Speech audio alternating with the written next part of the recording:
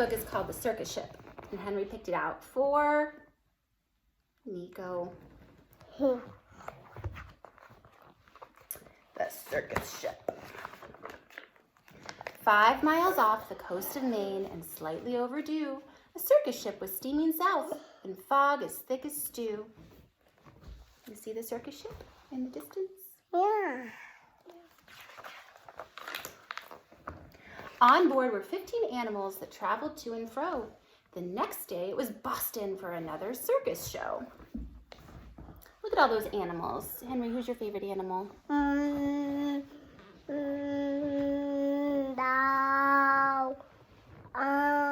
The lion. The lion. Lucy usually likes to be the leopard. Is that still true? I like being the lion. The captain, Mr. Carrington, was honest and sincere. He thought that they should drop the hook and wait for things to clear. But it won't clear. But Mr. Payne, the circus boss, was terribly demanding. He stomped up to the helm where Captain Carrington was standing and yelled, "Don't stop, keep going, we've got a show to do. Just get me down to Boston town tomorrow, sir, by 2. But will it clear? We'll find out. It did. Then came a crash, an awful bash. Things flew into the air. The ship had bumped into a ledge that no one knew was there. Oh no, look, all the animals are flying in the air. Yeah. And Mr. Payne's going, "Wah!" The shattered ship began to tip, then sink without a sound. I will swim. The splashing, thrashing animals swim round and round and round. And animals don't swim. Yeah, all the animals are trying their best to swim in the deep water. Yeah. The captain said to Mr. Payne, "Pray tell, what shall we do? We can't just leave them here to drown. We've got to save them too." "The animals?" yelled Mr. Payne. "Why, sir, what are you, daft?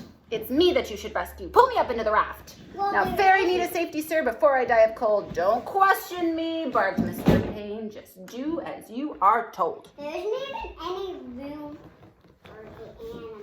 Lucy makes a good point. It'd be hard to fit all the animals on that tiny little boat. Through chilly water all night long, the animals swam on until they reached an island beach just before the dawn. They're safe. The people in the neighborhood had just begun to rise, and when they saw those animals, they had to rub their eyes. They thought they saw an elephant, but wait, how could that be?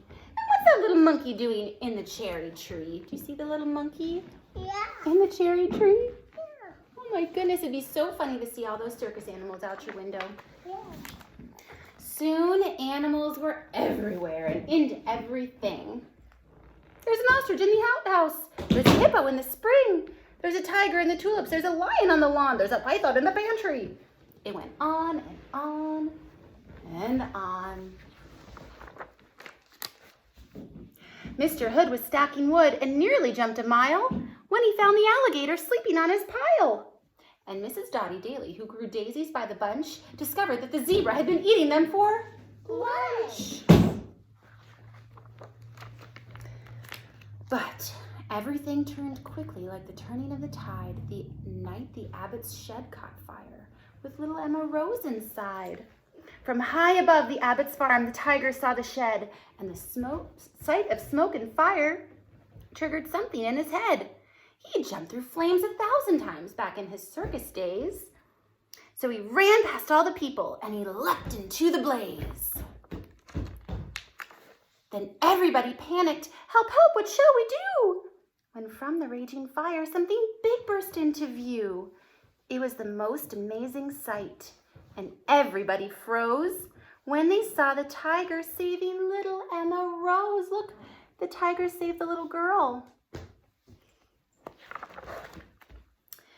The tiger's risky rescue changed everybody's mind. The animals weren't bothersome, the animals were kind.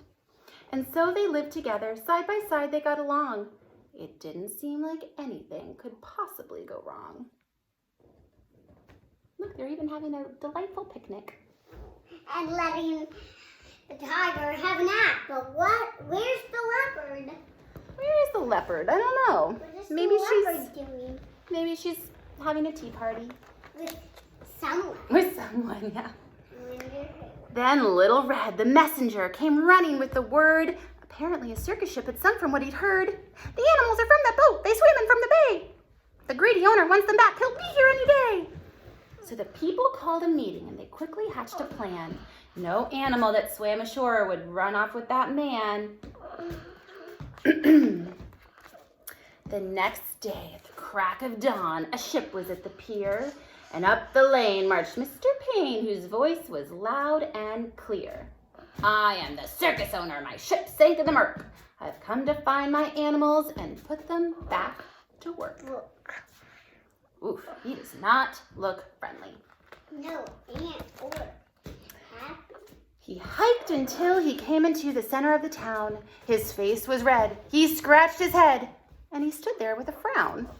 Mr. Payne looked high and low, but still he couldn't see the 15 circus animals of his menagerie. All right, we're going to hold this up, and Lucy and Henry are not going to point to the animals because they know where they are. But see if you can find all of his animals. No, I want to. Give them a second to find them.